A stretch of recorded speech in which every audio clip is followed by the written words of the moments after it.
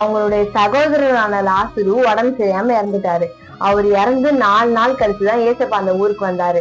ஏசப்பா அந்த ஊருக்கு வந்த உடனேயும் மார்த்தாலும் மரியாளும் ஓடி வந்து, ஏசப்பா நீங்க இருந்திருந்தீங்கன்னா எங்க சகோதரனான லாசரு இறந்துக்க மாட்டாரு அப்படின்னு சொல்லி அழுதாங்க. ஏசப்பா லாசரு இறந்த இடத்த காமிங்க, அவரை புதைச்ச இடத்த காமிங்கன்னு சொன்னாரு. அவங்களும் வந்து கூட்டிட்டு போய் காமிச்சாங்க. ஏசப்பா அந்த கல்லை நகர்த்த சொன்னாரு.